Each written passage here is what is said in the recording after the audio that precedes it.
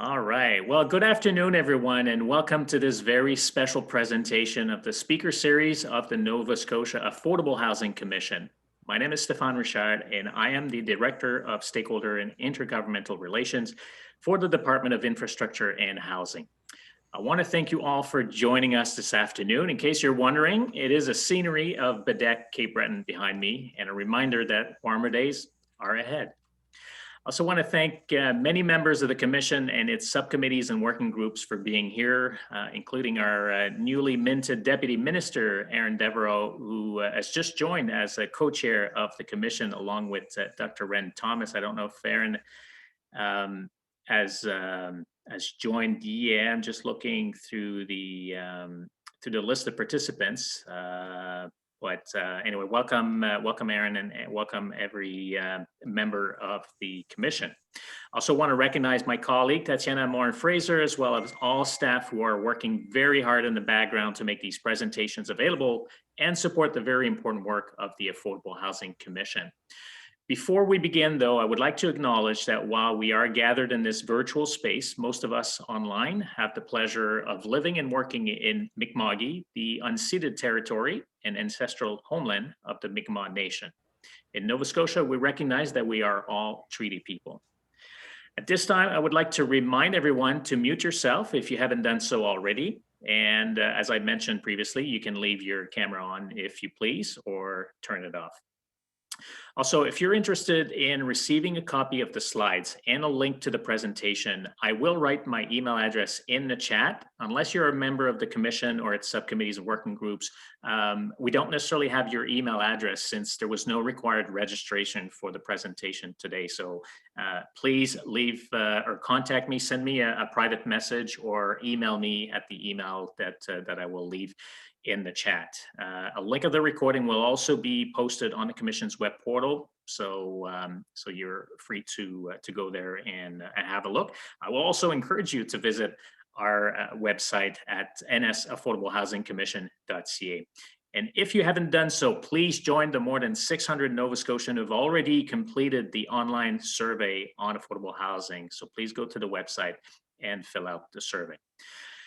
So now it is my great pleasure to welcome one of Canada's leading experts on housing issues, Steve Pomeroy. For those who don't know Steve, he was educated at UBC, where he earned his Master in Planning and Urban Land Economics. He has over 30 years of experience in local government, the nonprofit sector, and with CMHC. He is widely recognized as one of the leading housing policy experts in Canada and has been an advisor to a number of national associations, municipalities, provinces, and territories. In 1994, Steve established Focus Consulting, and since then has completed over 200 reports and studies and strategies covering issues of socio-economic analysis, homelessness, housing policy, and financing. His work also includes a number of comparative studies examining housing systems across a range of countries compared to Canada. In 2013, Steve was awarded the Queen's Diamond Jubilee Medal in recognition for his contributions to housing policy and research. We've asked Steve to talk about the importance of a balanced housing system and discuss the theme of social housing sector modernization and sustainability, which, as most of you would know, is a key focus of the Commission. And I guess that by just the introduction, you can imagine how pleased and excited we are to welcome Steve to the program today. So without further ado, I will stop sharing my slide and I'll ask Steve to share his. Over to you. Thanks, Stéphane. Let's see if this will actually work here. I'm going to change this into slideshow mode, and we'll see if it works. Just go blank for just a second and then come back in again. So thanks. It's a pleasure to speak to you folks down there in Nova Scotia. Can you see the slide deck okay there, Stéphane? We can. It's perfect. Okay, good. When Stéphane asked me if I could do this while I I do work across the country at different times. It's been a while since I've been down in Nova Scotia and looked at what's going on down there. So I thought I better appraise myself of the current context a little bit, what's happening in the market, what are some of the market trends. So in addition to, I will get into the issues of sector sustainability modernization, but I thought I'd start off just sort of reviewing a little bit of the data that I looked at to get myself up to speed. I thought it provides some interesting insights into some of the things that are going on in Nova Scotia that really have a bearing on the housing system as a whole. And I do tend to talk about and think about the housing as a system, as opposed to the housing market. So within the housing system, we've got the homeownership part, the private rented sector, and then the non-market, non-profit and public housing parts. And what happens in some parts of the sector reverberate on the others. So it's an affordable housing commission, just focusing on the sharp end, the affordable issues, and not looking at what's going on in the market, you may be having impacts that are actually making affordability issues worse. And by not looking at policies that can attenuate some of those impacts, you kind of miss some of the picture, which is why I think it's important to look at that kind of stuff. Then I'll get a little bit into the role of the community sector, the private sector, and this sort of theme of modernization that Stefan asked me to talk about. I mean, you guys all know this, you live down there, but clearly there are two very different contexts in Nova Scotia. You've got the metropolitan region of Halifax, which for the last 30 years has accounted for 75% of housing construction in the province. In some years, it was as high as 85%, in some down into the 60s, but it is very, very dominant in your housing system. It's obviously more urban, and the type of housing that you build in Halifax is very different from the rest of the province. Outside of the metropolitan area, you're predominantly single detached dwellings and majority ownership, some rental as well. And then there is some rental construction going on there as well. And particularly in the last couple of 3 years, about 300 units a year of rental outside of the metro region. So you are getting some rental supply. I don't know where in the rest of Nova Scotia this would be. You may well know, but it's good to see that there is some there. Halifax, on the other hand, traditionally, like many Canadian cities, most starts used to be in the single detached home ownership form, but we've seen an evolution really in the last 10 or 15 years, increasingly towards multi-res residential, and more particularly in that context towards rental accommodation, rental apartments, and very, very few condos.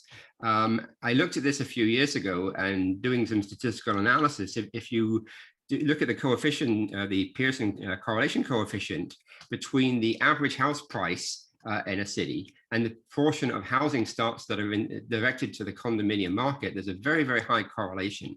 So when you have high prices, people who want to aspire to home ownership, the only way they can afford to own is to buy condos, so you get a lot of condo construction. Where access to home ownership is relatively more accessible, prices are more in line with incomes, and folks can get into the home ownership sector in the traditional form of the little white bungalow and the white picket fence with a dog in the yard and all that kind of good stuff. That's what they would aspire to. So there really has been very weak demand, I think, for the condo product in the Halifax market, simply because of the relative affordability of that of the traditional home ownership preference.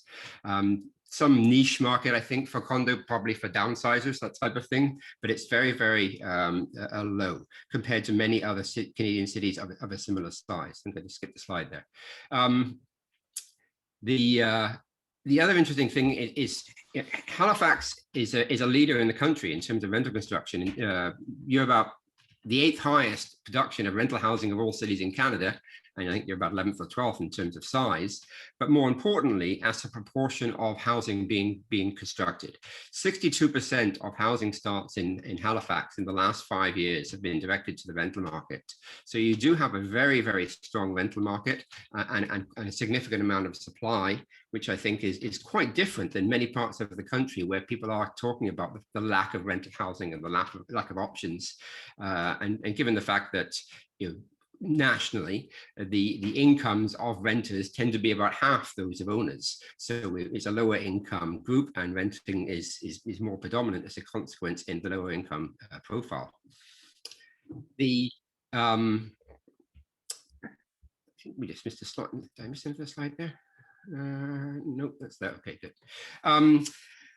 What we've seen though is in the last, for the last 20 years, your rents, the red bars here are the year-to-year increase in rents, and you can see they're more or less going up to 2.5%. So more or less the rate of inflation, maybe plus a little bit more in terms of year-to-year increases in rents. So not getting excessively unaffordable, but moving in that direction until about 2 years ago, and we see the year-to-year increases, are close to 4 or 5%. Around about 4% in 2019, double the rate of inflation.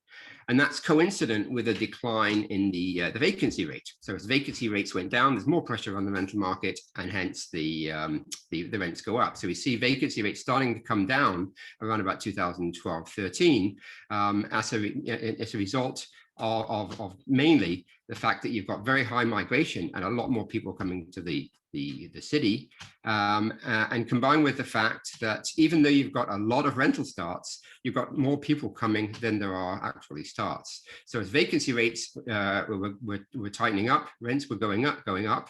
In response to declining vacancy rates and increasing demand, so in here, the red line is migration. This is total migration. So it's interprovincial, intra-provincial, international, and in some cases, non-permanent residents, which would be students coming to your post-secondary institutions in Halifax, of which you've got a significant number. So high migration was driving down vacancy rates, and rents were going up. One of the consequences of that is you have actually seen quite a good supply response in that starts also increased to try and keep up with this new demand, but they're not, starts aren't, unlike a completion, when the unit's available and can be occupied, a start cannot be occupied. And therefore, there is a bit of a lag effect, and that's why your rents have gone up in the last couple of years. Hopefully, they'll start to moderate. This year, we've had the benefit, of course, of students staying home, international migration going practically to zero. So we've put the market on pause for a little bit. So there is a little bit of relief currently happening, but I think that's obviously going to come to an end very soon. So you do have a lot of rental construction. This is rather a busy graph, but it's the entire country, all of the metropolitan areas. Halifax is the dark bar over here. And what this is showing us is the rent levels. The red line is the rent level for newly constructed rental housing. So anything built in the last 5 years, the average rent for post-2015 new construction compared to the median or the average market rent. And in Halifax's case, it's 153%. So the new rental product coming on the market is 53%. It's expensive, more expensive than the average. So you're getting lots of new rental supply, but it's not really very affordable. So that's sort of a little bit of good news, bad news. You've kind of solved the supply issue, but you're not really addressing the affordability issue, which is what the Commission, I imagine, is more concerned with. You are slightly better than some other cities. Ottawa actually is the national capital for the highest rent levels for new construction relative to the average at 174%. So you're better off than we are here. The results of the fact that we've despite the large rental supply, the rising rents, it is sustaining and worsening the issue of need. We obviously don't have 2020 or 2021. The census won't happen until this May, but I suspect we will see these numbers continue to go up in 2021. So we've seen a gradual increase in the absolute number of renters in core housing need, a slight decline in the number of owners in core housing need. And in terms of, as a percentage, 28% of renters are in need, only about 6% of owners. So it's about 4 times as large amongst renters as it is amongst owners, mainly because their incomes are significantly lower than is the case of owners. So we do tend in the affordable housing space to focus more on the needs of renters than we do for owners. Although we have had at various times various programs addressing access to ownership as well, and I think in the Atlantic provinces in particular, and in Nova Scotia, you have actually had some programming directed to rehabilitation. So if we look at the kind of problems, predominantly 90%, 88 if you're outside of Halifax, of households in core housing need, their problem is affordability. They're paying too much of their income for the rent and all the ownership costs that they're currently incurring. What we see in crowding is really not a serious problem. Adequacy, which is really the physical condition, the dwelling is in need of major repair. We do see this is very much a more sort of small town rural issue. Around about 24% of the stock there is in need of major repair. So this does speak to the need to have some kind of policy and programming around the rehabilitation of the existing stock, as well as adding to the stock. In the case of the affordability issues, people may be living in perfectly adequate housing, but they're not necessarily able to afford it. Well, they can't afford it. They're paying well more than 30%, in some cases, more than 50% of their income. So that's kind of just framing the issue with a little bit of data, which helped me get up to speed with what some of the issues were there. And I don't know if this is stuff you've already looked at, but I think you should look at the data and understand what's kind of going on in the different parts of the province in terms of market supply and accessibility to that supply. And as we've shown here, I mean, if indeed the 90% of the problem is one of affordability, then we don't necessarily need to be building new housing. We could actually extensively utilize housing allowances and build on the Canada housing benefit to address some of these issues, as opposed to only building new. I'm not suggesting we shouldn't build new, but it's not the only answer. It needs to be done in parallel with a menu of other options as well. And we do see in the National Housing Strategy, it kind of frames the issues. I mean, the first one, we've built over 600,000 units of social housing in the give or take 40 years since the late 1960s. Didn't do much after 1994 and a little bit in the last 20 years. And that's stuff that was built at significantly lower cost. It still exists. Some of it's getting a bit tired and needs some rehabilitation and improvement. But preserving the existing stock is a lot cheaper than building new. So that's really the first priority under the National Housing Strategy, and funding that's provided to the province under the Community Housing Funding Initiative is intended to assist you in upgrading that stock and sustaining subsidies where the federal subsidy is expiring. Although in most cases, I would argue that you're not in a situation where you need more subsidy. The project should be able to stand on their own 2 feet. We'll come back to that later. The other is addressing the affordability issues as a result through both adding new housing. The National Housing Strategy proposes to add 160,000 new homes nationally and assist 300,000 households through the housing benefit. So really getting at this affordability issue that I just highlighted. That said, the National Housing Strategy, the funding quantum in there is absolutely insufficient to achieve the desired objective of that 300,000 households helped through housing benefit. So over the years, I think constant lobbying to the federal government will be required to really increase the quantum of funding so that you can actually fund a sufficient number of housing allowances or housing benefits to really get at that affordability issue and achieve the national housing goal of reducing housing need by 50% over the next 10 years, the 10 years that started in 2017. And the third area is reduction in homelessness. The initial National Housing Strategy goal was to reduce it by half. That's now have been updated in the fall economic statement to completely end chronic homelessness, which is folks that are spending more than 180 days in the shelter system, and to significantly reduce entries in flows into homelessness for other folks as well. The latter obviously helps with the former. If you can stop the flow going in, you can fill the bottom of the bucket, the hole in the bottom of the bucket. You can hopefully get to the goal of ending chronic homelessness. I'm not going to really spend much time on homelessness today, but I think it is an important area. And we've traditionally separated the issues, and indeed federally, we've divided the responsibility for the homeless stuff with CMHC. The housing stuff with CMHC, and homelessness still sits over in Economic and Social Development Canada, a different department. And again, with two key goals of the National Housing Strategy, end homelessness and reduce housing need, the quantum of funding is really insufficient. Of the $40 billion announcement in the initial National Housing Strategy, only $2.1 billion was identified for the homeless piece, which is absolutely inconsistent with the overall goal. So that's all I'll really say about that. So now moving on to the sort of the sector and what's kind of happening there. Most of our social housing in this country was built before 1994. We've done a little bit under the affordable housing programs since 2001. I think we've done about 400 units in Nova Scotia that's not on this chart. But generally speaking, you're about 22,000, 23,000 units. About half of that is public housing owned and operated by the province, and the other half is in the true community sector, the non-profit and co-op sector.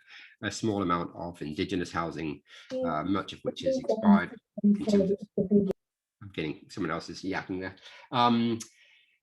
Now, over the last few years, a number of the subsidy agreements on these units have expired. So the units under subsidy and under administration by the province may be slightly lower than these numbers, but this is what existed, and those co-ops and those non-profits still exist, even though the subsidy arrangements may have changed in the last few years, which is, in some cases an issue, and in some cases actually a benefit for the provider.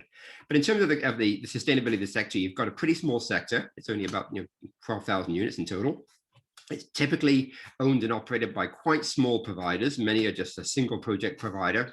Obviously, that's the case with the co-ops, but also in the non-profit sector. You don't tend to have large portfolio providers. You've got a few, but not a lot, which is not that different than the rest of the country. I mean, this really is a legacy effect of a change in policy in the 1970s, when we basically were seeing large-scale public housing being built in concentrations of poverty and ghettoization and stigmatization, and sort of, to paraphrase a 300-page report, essentially, if large-scale public bureaucracies are bad, small-scale community-based must be good. We completely changed our model towards the co-op and non-profit housing models, but we made the mistake of creating a whole lot of very small organizations. And I think this is now the legacy effect of that policy choice that we made back in the mid-1970s is to some extent coming back to haunt us. Yes, those small providers are providing a good service. They're very responsive to their residents because they know them very well. They haven't got very many of them.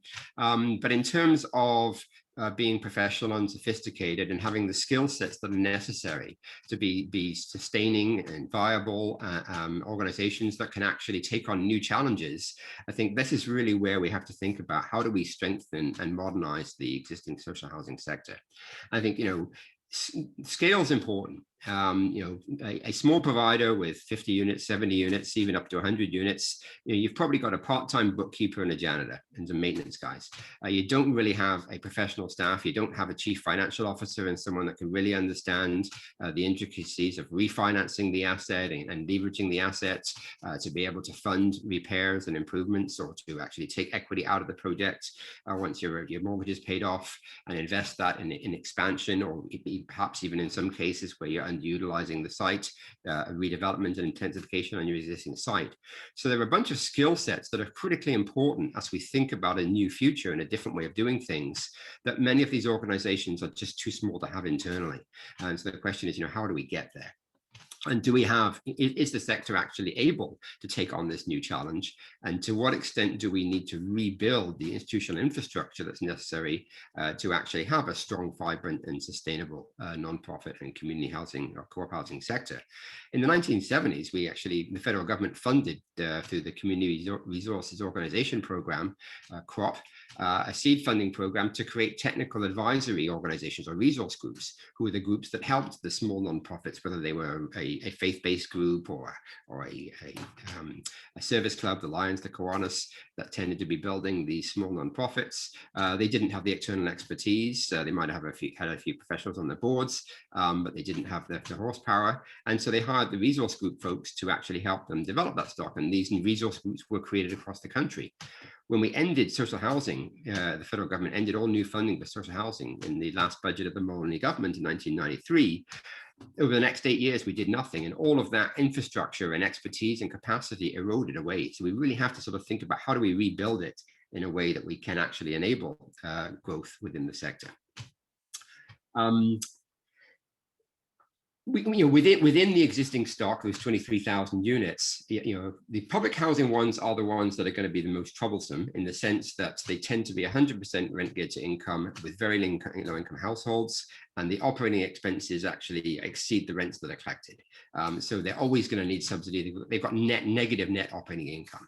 The nonprofits and co-ops, however, most of the programs they were built under, the structure of the program itself, in pretty well all the cases prior to 1986, and in many, probably 2/3 of the cases after 1986 until 1994, the amount of the mortgage payment, the annual mortgage payment in aggregate, was more than the amount of the subsidy.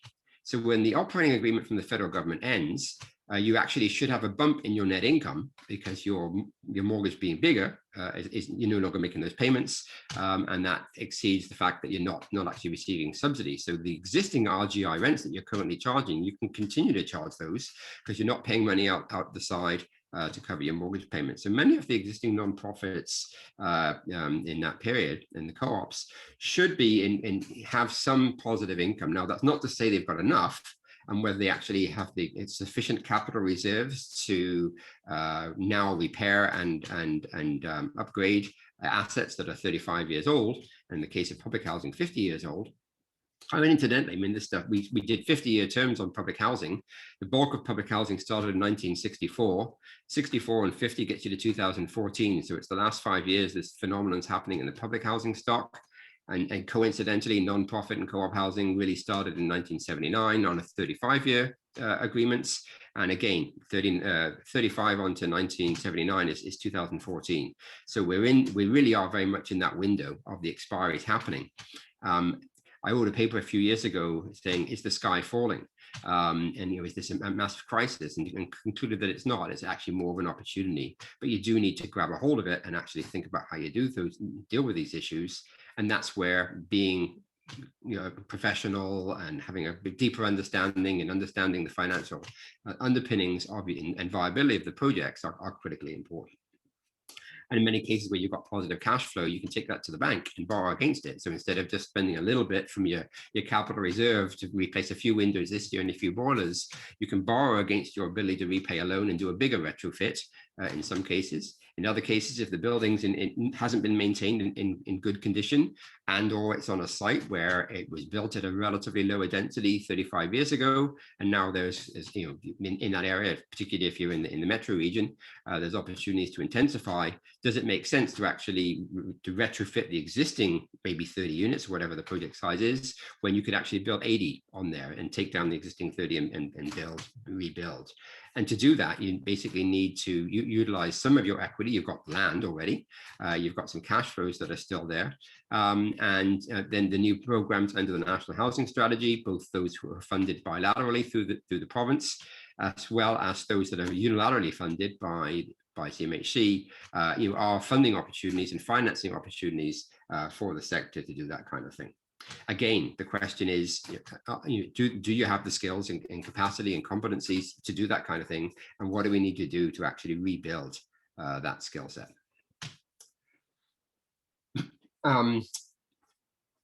I don't think there's any particularly right number, but I do think that more than 500 units is probably what you need to get to levels where you can actually have professional staff and folks with some expertise in terms of building science, engineers on the maintenance and asset renewal side, as well as finance expertise. And then obviously you need to maintain your ongoing services in terms of resident services and tenant management and those types of things as well. I think most organizations are quite good at that. The skill sets they are missing is really on the asset management and asset redevelopment side. The idea of consolidation, mergers, many people resist those. They don't like change. They like things the way they are. Sprawl is beautiful. Everything's hunky-dory. Let's just stay the way we are.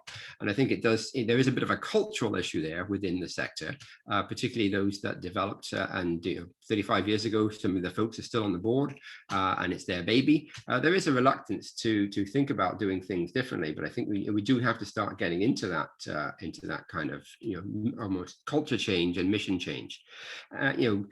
Many folks got into this business because they wanted to help poor people, and they want to secure subsidy programs that they can help build new housing that's going to be targeted to the very lowest income and those greatest need. Unfortunately, the structure of the programs in the National Housing Strategy don't really support that approach. And they really do dictate that you have to do more of a mixed income model, which we know is probably a good thing, just in terms of the viability of the projects that were mixed income versus those that were 100% targeted to low income. But it's a blend. But starting today with a mixed model of market, moderate market, and some targeted lower income units. Over time, if you don't raise the rents any more than the rate of inflation, that what you need to cover your costs relative to the marketplace, you'll be more affordable as time goes on. So you can become more affordable if you're patient. You can't necessarily be very, very affordable at the beginning, but creating the asset that can become affordable is really a critical part of thinking about sustainability in the future.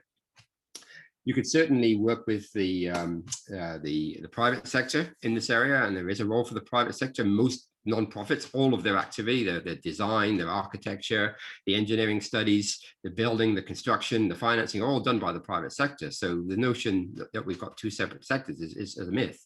They are very, very closely integrated. The question is, who actually owns the asset? And I think it is critically important that we think about, at the end of the day, if we are going to engage with and work with private sector partners, thinking about the long-term preservation of affordability. This is a chart from a study that I did back in 2005. We did it a couple of times, once in 1996, and we repeated it in 2005. And we looked at a series of 10 pairs of projects in Vancouver and Ottawa, where we tracked the actual market rents on market rent. These were assisted rental program projects. And we tracked the actual break-even rents on the nonprofit projects. And what we see is that over time, the break-even rent on the nonprofits actually went down. Mainly because over that period of time, every 5 years, the mortgages were renewing at a lower rate, because that's the trajectory we were on with interest rates at the time. And in the market units, the rents continued to go up because they were responding to market pressures and market demand. So you have two very different rent structures. The private market is based on a market-based rent. Even if the costs are less, if the market will bear it, the rents go up. In the nonprofit sector, you tend to be, you're basically a break-even rent or a cost-based rent, and you basically only have to raise your rents if your expenses are going up. So in the long run, initially the private market units were actually that the rents were lower, mainly because they had developer equity in there. The nonprofits, they were building with 100% of capital grant, or financing 100% of the cost, so their initial rents were higher. So that's why they started off in it differently. But after about 14, 15 years, they crossed over, and in the long run, the non-profit model has proven to be more expensive in these two cases, or sets of cases in Vancouver and in Ottawa. So I think sort of thinking about who owns the asset is really important. And for the nonprofit sector, it's not so much owning the asset that's important, or building the asset that's important, it's the owning it.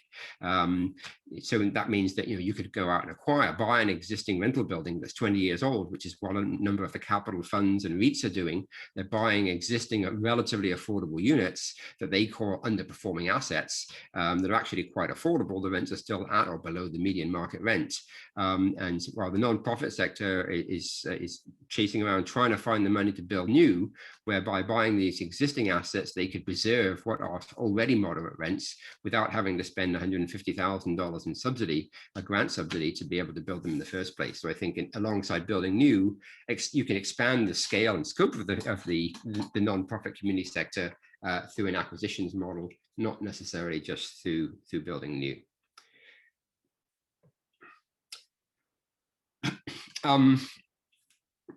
So basically, I think I've kind of already covered this stuff. I mean, given the fact that the community sector does lack expertise, and this is not all groups, there are some that I'm sure down there, I don't really know your ecosystem very well. I'm sure there are some that are quite reasonable size and quite competent, but you do have a lot of other ones that are a little bit less sophisticated. There certainly is a role to work with the private sector partners.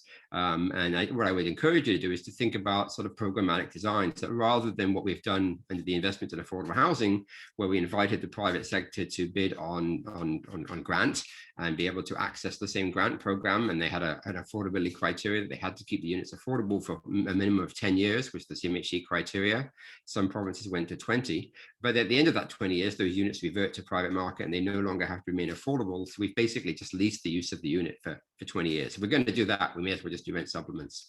I think what we want to do is sort of, if we are going to invest with the private sector as partners, try and come up with a model where the private sector basically takes its return in that first 20 years, but leaves the asset to non-profit ownership. And in the US experience was actually really quite intriguing in this, because their major production program has been a tax-based program, the low-income housing tax credit. Carleton, I think, mentioned this last Friday. And essentially, it basically, the government allocates tax credits, which are traded in the private market to basically generate income. So the effect at the project level is the same as a grant. It's just a different way of getting there. And it's quite a complicated, transaction-heavy kind of way of doing things, but it reflects the culture of the US in terms of the way they've done things. But the very interesting piece about it was that it's a very lucrative program for private developers. They get very good write-offs in terms of their tax deductibility and also just yield on the rents on the project. Because it's so competitive and they have to bid against each other to get the credits, part of the criteria, how long are you going to keep the units affordable? So they've ended up promising 40, 50 years of affordability, but they only actually get to extract the tax credit for the first 10 years. But they have to comply with the affordability requirement for the entire amount they promised for, let's say 50 years. And if they don't, the CRA, who has a very big stick, they come chasing after them and recapture the tax subsidies essentially that they received in that first 10 years. So the private sector folks are very, very motivated to make sure they keep the units in compliance. And the best way to do that is to actually sell them to they're usually in partnership with nonprofits anyway, but they're the majority partnership in a limited partnership arrangement, to sell their general partner interest to the nonprofit, who will continue to operate them on an affordable basis. They've already got their yield, and the asset sits in the community sector and is owned by a nonprofit. So it's really quite an elegant and clever model in terms of how they actually did it in the US. And I think, trying to think of those kind of approaches would be very useful. So just to conclude, I've kind of already really covered these points. The fact that you do have such an active rental market and quite a good level of supply does suggest that the supply is not so much the issue. The fundamental problem is one of affordability, and to some extent in the non-metro area adequacy and conditions. So thinking about some kind of rehab support programs, which you traditionally have had in the past. I think there's a really, really important role for housing benefit, housing allowances, to help folks who are already living in a house that's suitable and in reasonable condition.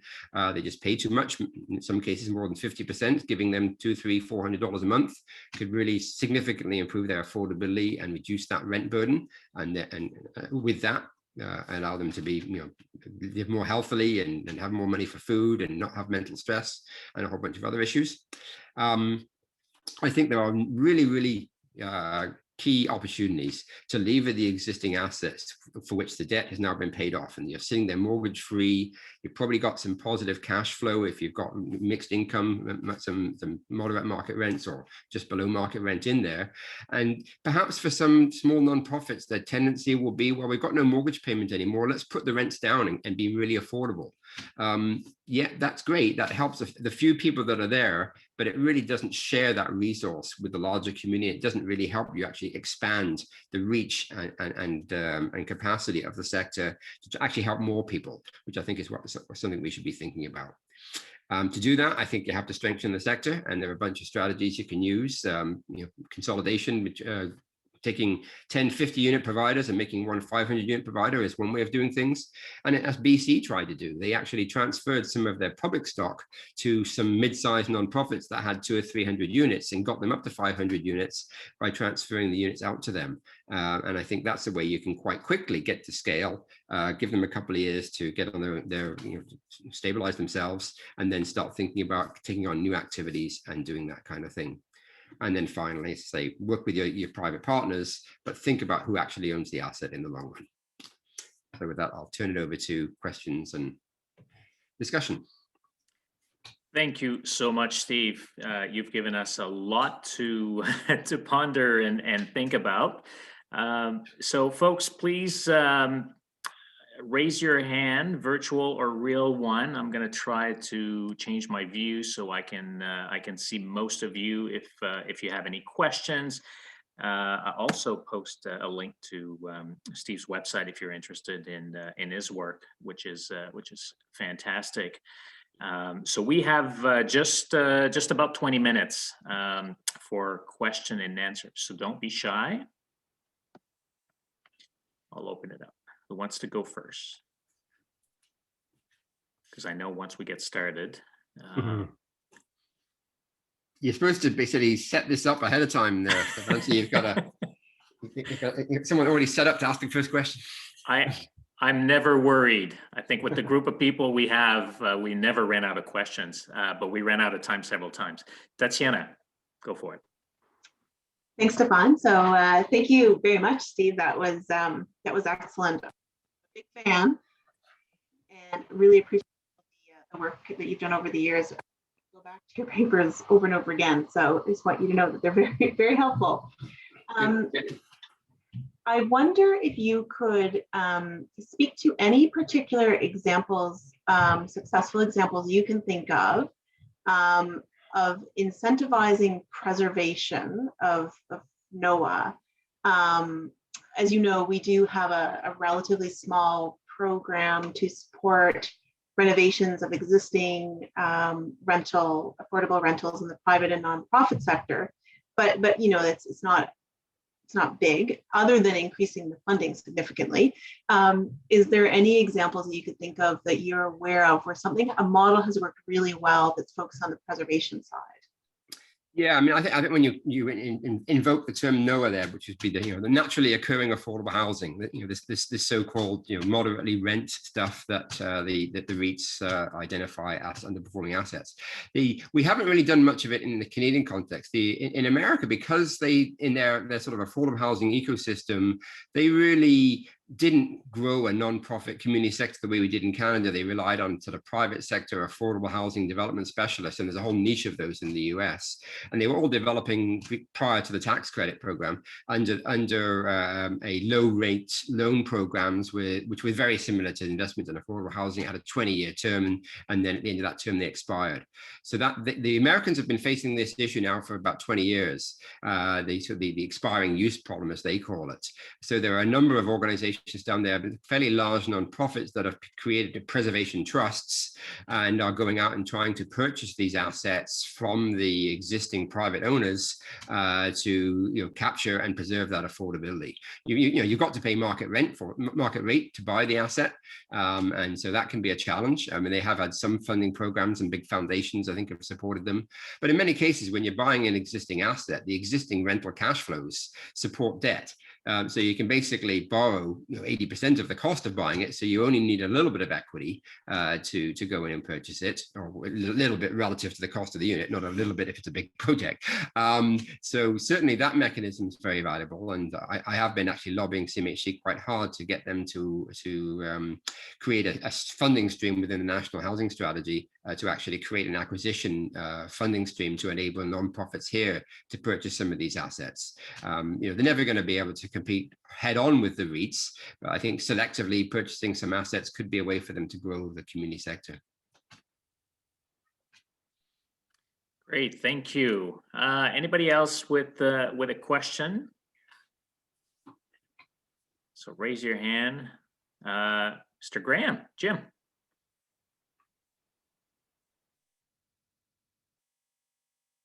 I think you might be on mute there, Jim. Welcome to Zoom world. You have to unmute yourself. I am. Yeah. Thanks. It's good to see you, Steve. Yeah, you too, Jim. Yeah. Steve, when you talk about supply and where we are in, particularly in Metro, where there seems to be adequate supply and attractiveness of perhaps supplementing the rents in that additional supply, what's the risk of reaching a point where the line crosses the other way and private sector is no longer interested in your rent supplements because they don't need them to fill their units? Well, there's a difference, though, between our traditional approach of rent supplements, where you had to find a willing landlord and sign a contract with him and get him to agree to that term and agree to rents and effectively take on a de facto rent control on his project as a consequence of that contract. And a housing allowance, a housing benefit that flows to families who qualify on the basis of the fact they pay more than 30% or more than 40%, whatever the criteria you choose, and they're within an income criteria. So because you're now funding the household in need, as opposed to funding a project-based rent supplement, you're indifferent to what the landlords think. You're helping the risk would be that if rents escalate rapidly, that your expenditure on the housing allowance would increase as a result of inflation. But a lot of empirical work in communities and jurisdictions that have had housing allowance programs have found that it very much depends on supply elasticity of the particular market in technical terms. And I think you've got a very good supply elasticity in Halifax, that it would be a very minor effect. So I don't think that's as serious a concern as it would have been under a rent sub approach. Thanks. Great, thank you, Jim. Anybody else want to go? I see Celeste just turned her camera on. Hi, Celeste. I'm in Antigonish, which is a smaller community than Halifax, but I do a lot of work in areas that are very rural. So the question I have is whether or not you're familiar with any funding programs that would provide funding to a private owner, and I'm thinking particularly of older adults who have a home, live alone now, and their home could be refit into a secondary unit, which then in turn could be, made available as an affordable housing unit. Currently, there is funding available for, property owners to access funding if there's 4 units, and there's also something available here for some kind of, I guess, what would be considered a family unit. But are you familiar with any jurisdictions that actually people can access funds to do the necessary renovations to create an apartment that could be used for affordable housing so that they could in turn remain in their home? Yeah, good question, Celeste. And my son went to NSAHC, so I have actually spent some time in a couple of bars in Antigonish, looking after my son, I think. The concept you're talking to it's not, while you're trying to apply it in a rural context, it's not dissimilar from the idea of secondary suites and adding suites into existing homes. And there are a number of cities in BC, 4 or 5 municipalities on the Lower Mainland, Langford, the city of Edmonton, Saskatoon, all have programs of various types to fund some retrofit to add a suite into an existing unit. I think the intriguing aspect of this is if you're in a community where you've got some larger older houses, or not necessarily older, but some larger houses where they are amenable to having sort of 3 or 4 folks perhaps living there, and you've got 3 or 4 seniors that are quite interested in sharing that home, it doesn't necessarily have to be a subsidized program. I think the fact that the two seniors who are moving in can sell their existing stuff, they can bring some equity over, they've got some capacity to then by using their equity and or paying a rent to support some financing. So the province could quite easily design a program with essentially no cost to government, or at least if they want to incentive, perhaps they put a small grant in there as well. But I think it is a program that would fit very well with your geography in Nova Scotia, where you've got a lot of these smaller communities where the folks, they've lived there their whole life, their social networks there, they want to stay there. I'm sure this is where you're coming from, and there really isn't a housing opportunity, that multi-unit opportunity that allows them to downsize and stay in the community. So I think it's a real niche, and I would encourage Stefan and his staff to look at some of those secondary suite programs and see how you can kind of morph them into a rural stabilization program, for lack of a better term. Thanks very much, Celeste. And thanks for the answer, Steve. And yes, this is something I'm sure we will be hearing a lot in our upcoming workshops and focus groups. I'll turn it over to Neil now for the next question. Thanks. Yeah, appreciate the presentation, Steve. That was very interesting. I find a lot of the conversation here in Nova Scotia around creating new affordable units usually is kind of assumes that we're going to have some kind of partnership with private sector developers. It's often just a discussion of what are different incentives or programs we can put in place to have developers provide a certain proportion or certain number of affordable units as part of their project. You know, there's a lot of capacity and expertise there that's very important, but I wonder if there's a potential weakness in that you tie the provision of affordable housing to the sort of geography and the pace of private sector development. And is that an issue in terms of lining up with the location and magnitude of need, or is that maybe not as big an issue as I assume? Yeah, well, I mean, if you look at your distribution of need, it does tend to be in the metro area where in the expensive markets. So it's not necessarily inconsistent with working that way. I mean, when we say build new affordable housing, what we really mean is build new housing and then subsidize it. You can either subsidize it on the capital side or you can subsidize it on the operating side. So, you don't build it as affordable, but, it's a bit of a myth, right? That said, I mean, I think there certainly are opportunities and indeed the kind of programs you're talking about there, sort of an inclusionary zoning kind of policy, can be beneficial. It tends to work better in urban markets and rising markets where there is land value appreciation and potential to capture that land value. Because fundamentally, if you think about a site in Halifax, a piece of land has no inherent value until the city approves some use on it. And if the use is currently 10 units, the land value is basically the residual value after your costs of what you got left over is what you can afford to pay for the land. If the council rezones that site to 100 units, you've created a massive amount of increased value.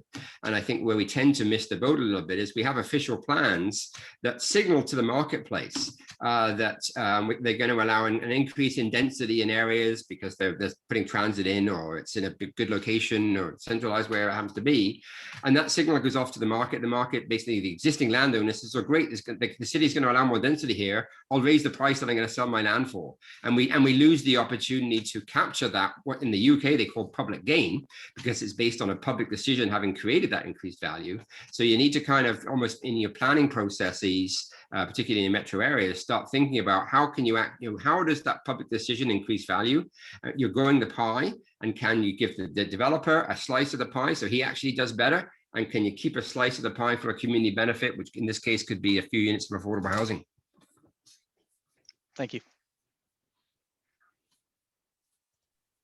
Thank you very much, Neil, and thanks, Steve. So I think we have time for maybe one last quick question, if anyone wants to go. Got a shy bunch there, Stefan. That was great. So I was particularly interested in the U.S. model. I don't think that we had heard that, or at least I wasn't that familiar with the incentives model and the role of the private sector. And I know we have a lot of some private sector folks on with us today, and as part of the work of the commission. So definitely, I think this is an area where we're going to look at. Is that a model that's been used in some places in Canada as well, where private sector and community housing and like those partnerships? There have been some. I mean, translating the US stuff is very difficult because their culture is one where they think big government is bad, and they don't perceive taxes. They don't like taxes. So any kind of tax base, they've had tax exempt bonds since the 30s, and their system is very much driven by transacting tax based instruments to get money into the system, which is why the private sector has been very, very much part of that.